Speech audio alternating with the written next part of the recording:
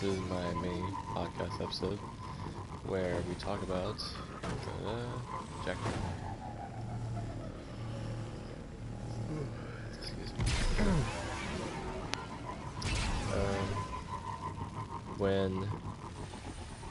For those who don't know Jack the Ripper is, he is one of history's most famous serial killers, who, by the way, was never caught.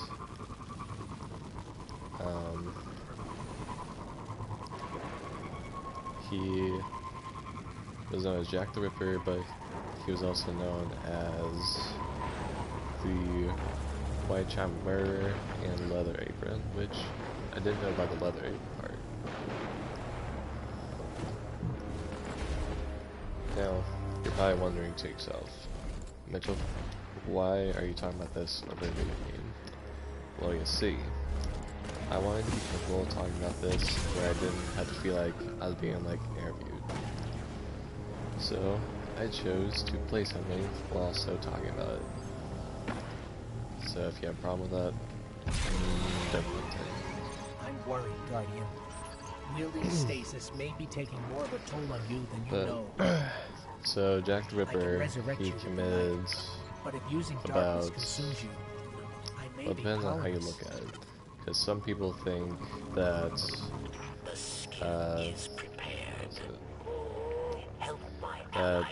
the first 5 were his, and then the rest weren't, but let's see.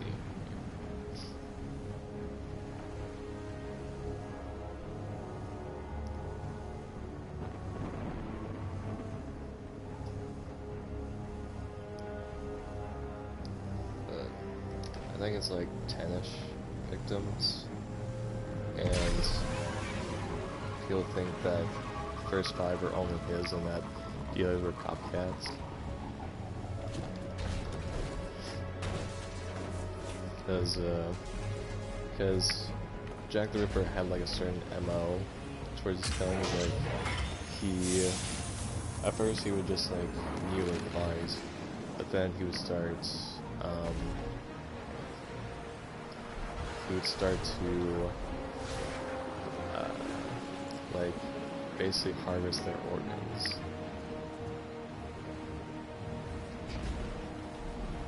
Like their uterus or something.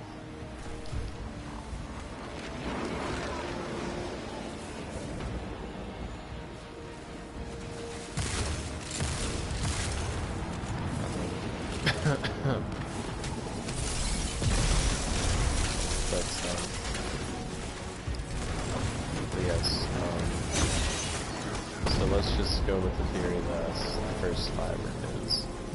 So, let's see.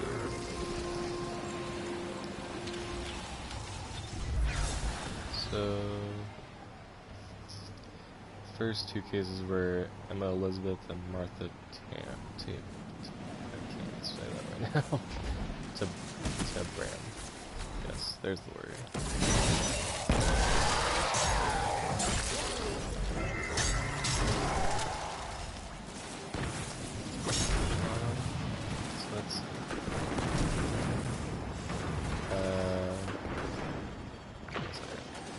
Smith.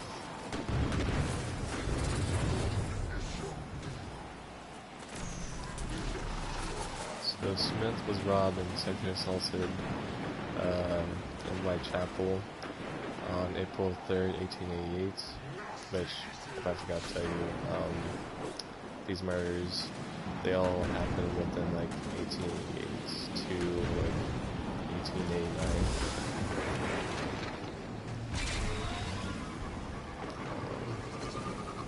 Let me see here.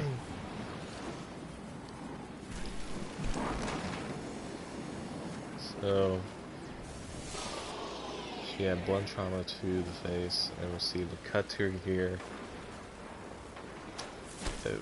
I'm not gonna go into all the details because they're a little bit graphic.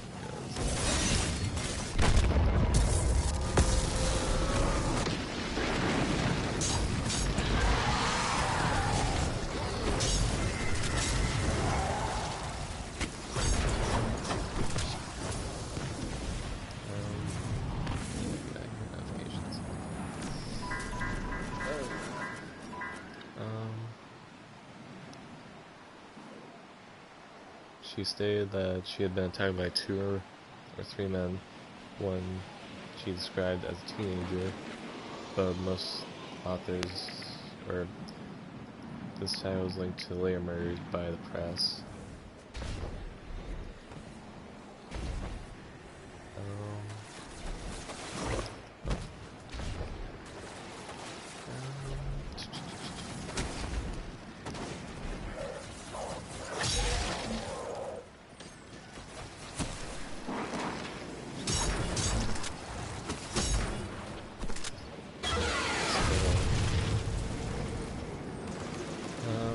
And then Martha took Graham. Looks like that kind of stuff.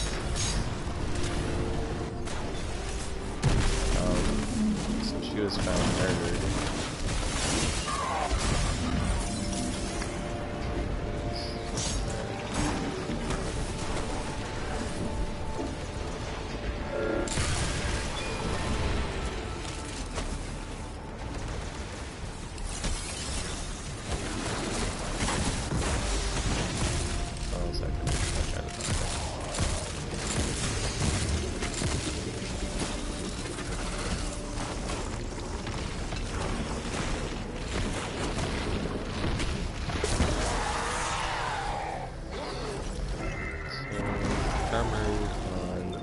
Staircase and she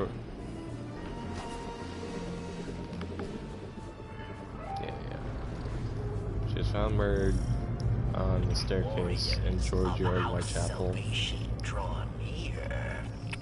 and she had suffered 39 stab wounds to the throat, lungs, liver, heart, spleen, stomach, and abdomen, with additional knife wounds inflicted to her breast and vagina.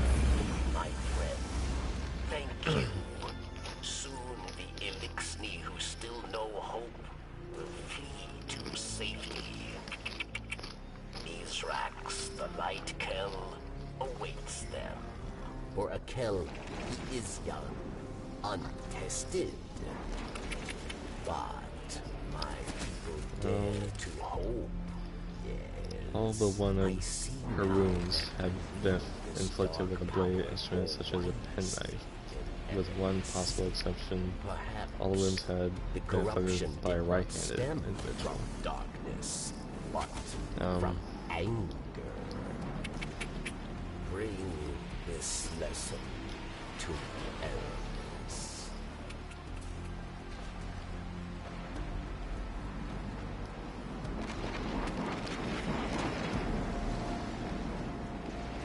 Oh, okay, so these are the first. Oops, I was reading that wrong. Okay, so the first 5 were Marion Nichols, Annie Chapman, Elizabeth Stride, Catherine Eddowes, and Mary Jane Kelly.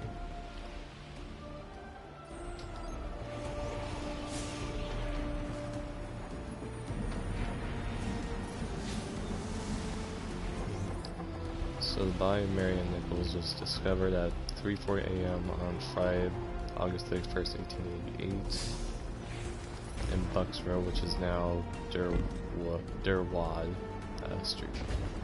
Jeez, the names of these.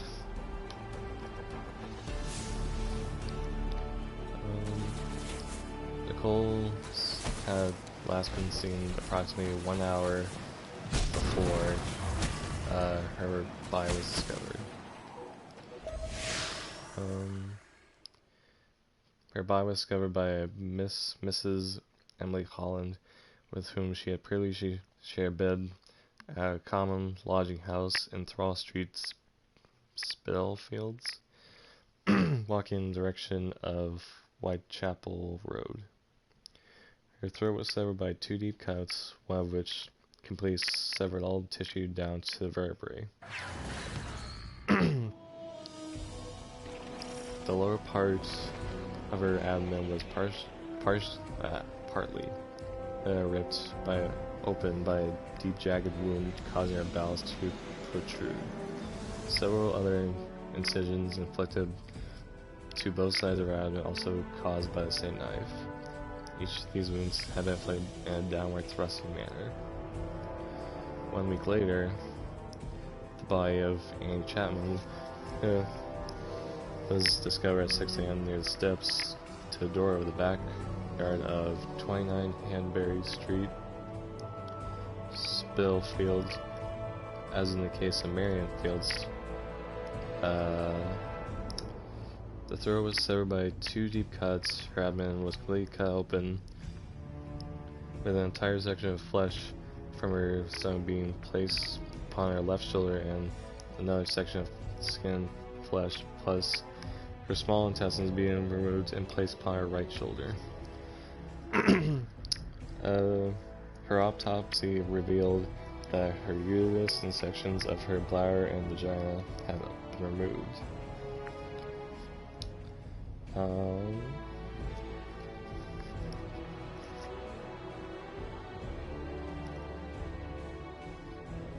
So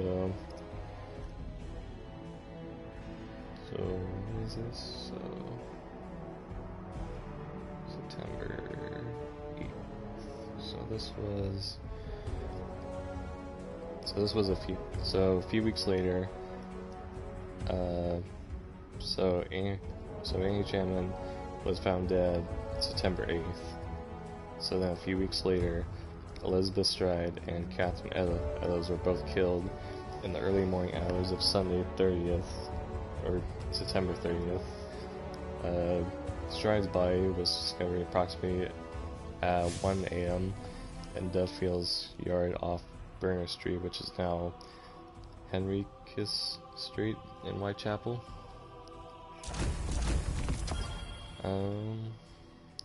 The cause of death was a single clear-cut incision measuring 6 inches across her neck, which had severed her carotid artery and her trachea before terminating beneath her right jaw. The absence of any further mutilation to her body has led to uncertainty as to whether Stride's murder was committed by the Ripper or whether he was interrupted during the attack. Several witnesses later informed police that they had seen Stride in the company of man in or close to Burner on the evening of September 29th and the early hours of September 30th, but each gave differing descriptions. Some said that her companion was fair, others dark.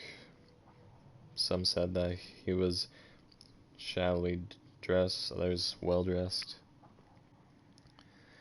And then Eddowes' body was found in Mitre Square in the city of London, about 3/4 of an hour after the discovery of Elizabeth Stride's body. Her throat was severed and her abdomen ripped open by a long, deep and jagged wounds before her intestines had been placed over her right shoulder. The left kidney and major part of the uterus had been removed. Her face had been disfigured, with her nose severed, her cheeks slashed, and cuts measuring 1/4 of an inch and 1/2 an inch respectively, vertically incised through each of her eyelids. Where was I at?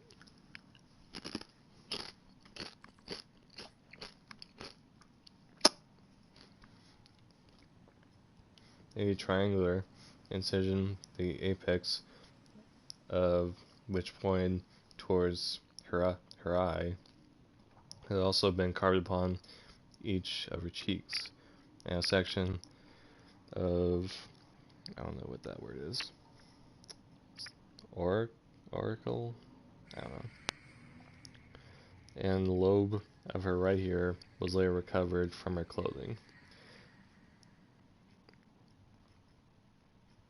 The police surgeon who conducted the post-mortem upon her body stated his opinion on the mutilations.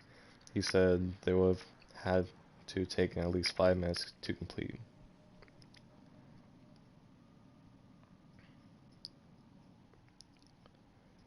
Okay. And then finally, the last victim, which I believe, yeah, it's the last victim. So, the extensively mutilated and disemboweled body of Mary Jane Kelly was discovered lying on the bed in the single room where she lived at 13 Miller's Court off Dorset Street, Spitalfields at 10:45 a.m. on Friday, November 8, 1888. So this was about less than 2 months later than the last body.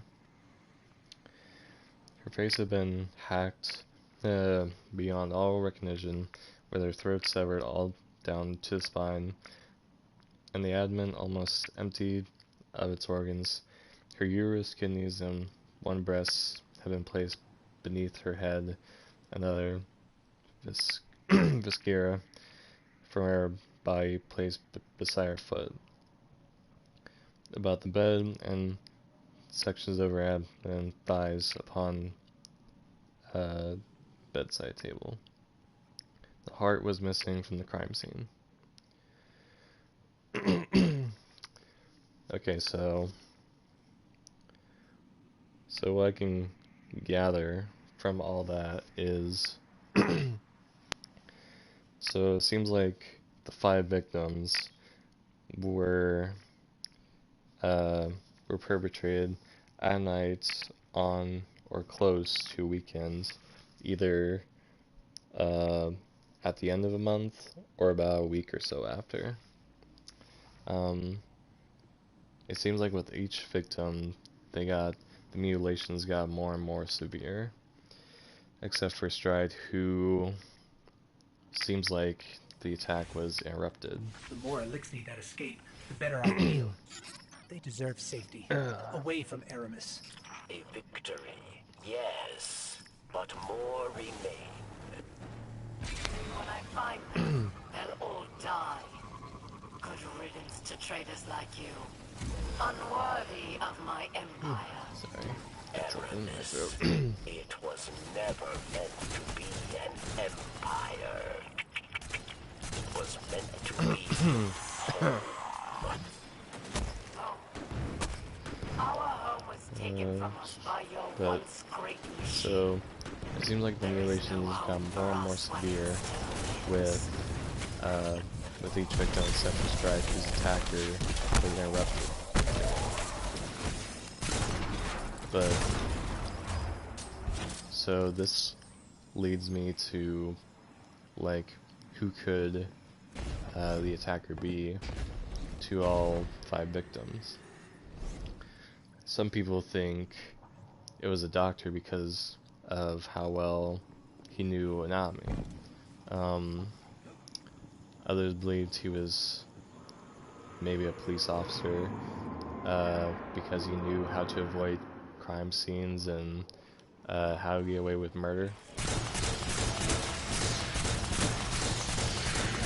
I think at one point they believed it was this guy who was an artist or something who was obsessed with, like, the murders. Eric's had hope somewhere within. The friend I knew remained. I can't think of their names right now. After what you did, I knew I was wrong. Do you know why they call us fallen? It wasn't our whirlwind that earned us that name. Some people think that Jack the Ripper was working by himself. Others believe that he was working with an accomplice or more. And then after the first 5 murders, there were more murders after that. But the way that they had been done made people think that it wasn't Jack the Ripper. That was some, like, copycat that was trying to do his thing. The decks are already here.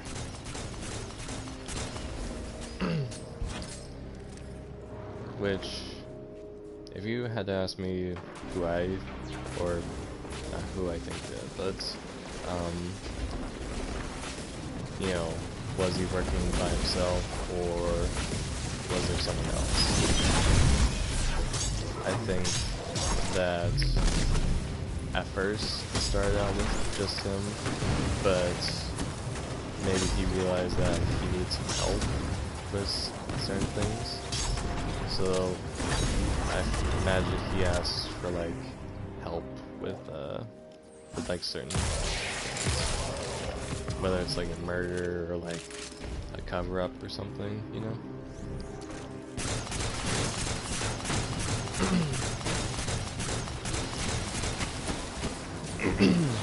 Oh.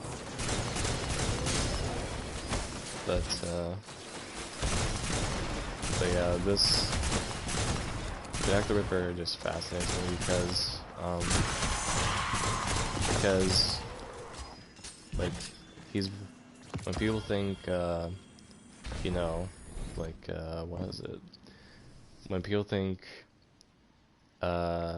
unnamed serial killers who've never been caught, people think like immediately think him. Like I know there's other people like the Zodiac Killer and whatnot, but I don't know, it's just there's something about this guy that intrigues me. Like, another thing too is like you always think about the motive as to like who this person is, like because he had been targeting like prostitutes, because at time Whitechapel was known for during that time and period, or during that time in history I should say, that it was very impoverished area, so the women had to like become prostitutes to like basically survive day to day. And so some people think it was either a man who was like disgusted with prostitutes, or maybe it was like a woman who was also disgusted with prostitutes. But I don't know, just like all these like theories and stuff is like fascinating. Normally I'm not one for like theorizing and stuff, but it's just, I don't know.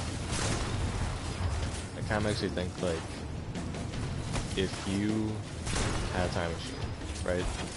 Imagine they invent a time machine one day, and let's say they open it to the public, like it kind of becomes like a product where it's like you can buy your own time machine. Let's say you buy it, set up everything. Now, well first, would you use it to go back in time? I know it seems kind of stupid to ask after buying and everything, but would you use it to go back in time, yes or no? And if you did, what time period would you go back to first? And what kind, like what events? I think mine would be, of course, either Jack the Ripper or like the either like the birth or the crucifixion of Jesus Christ. I don't know. But it kind of makes me curious because like, you know how like they always tell you how you know, like in movies and stuff, that what is it? How the littlest thing can like change the present and the future and stuff. So it kind of makes me think like, oh, if I were to go back and just watch, like, well, not only find out who Jack the Ripper is, but also like what is it? Maybe stop the murders? Like, would that make any like huge changes? Would that One day you'll understand. like, would that have big impact on like not only like London's culture, but also like world culture?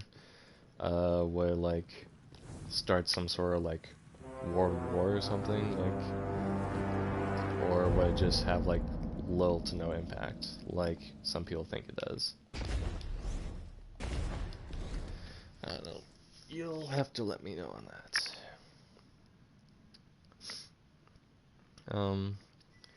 I don't know, I've always been fascinated with time and time travel.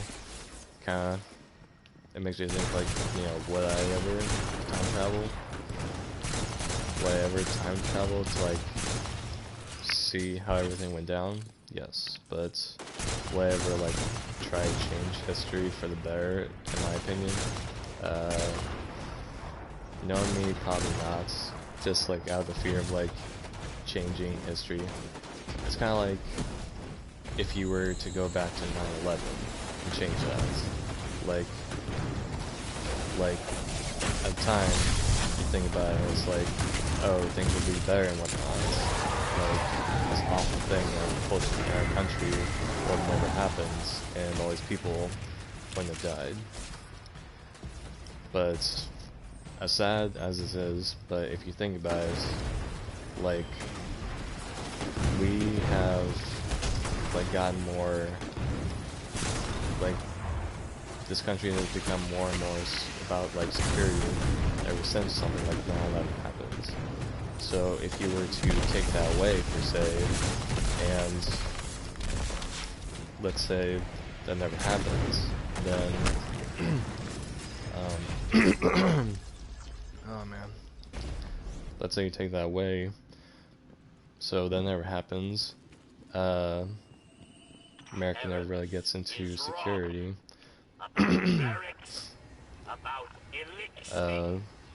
But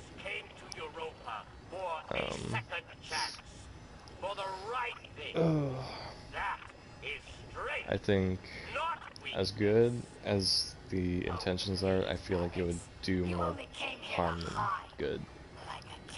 So I don't know, it just depends on how I